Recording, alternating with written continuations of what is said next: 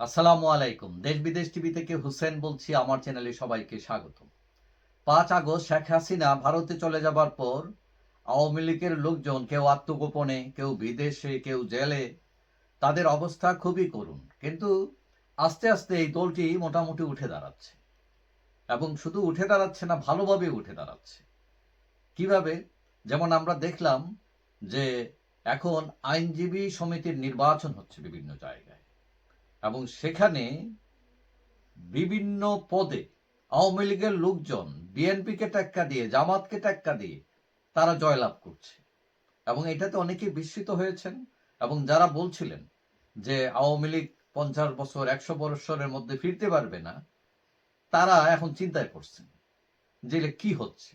মানে এত মামলা মোকদ্দমা চাপিয়ে রাখা, তারপরে এরা বেরিয়ে আসতেছে, জয়লাভ করতেছে, মানে হিসাবে মিলতেছে না অনেকেরই।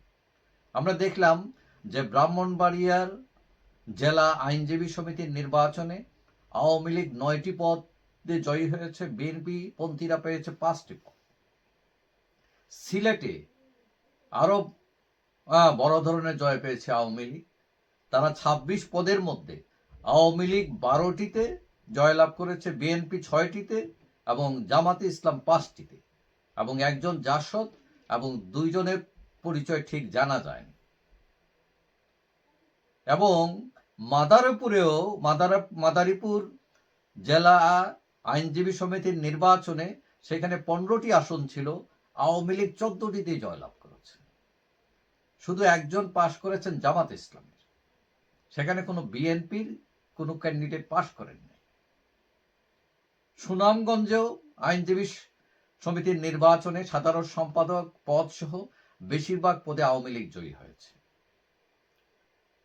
যতটুকু জানা যায় যে এই যে হামলা মামলা মোকদ্দমা চাপিয়ে রাখা, আত্মগোপনে রাখা, এই ধরনের বিভিন্ন পরিস্থিতির মধ্যেও 23 জেলা আইনজীবী নির্বাচনে আওয়ামী লীগ সংখ্যাগরিষ্ঠতা পেয়েছে।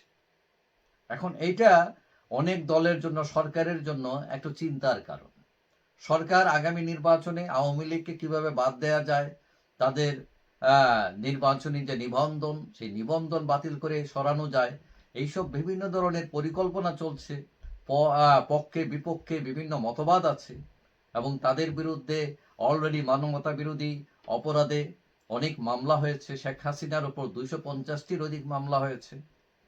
কিন্তু তারপরেও এদেরকে কোনোভাবেই দমায় রাখা যাইতেছে না। কেউ কেউ বলে এরা ওই যে মৌমাছির মতো, মানে ঢিল দিলেই এরা হম হম করে বেরিয়ে যায়।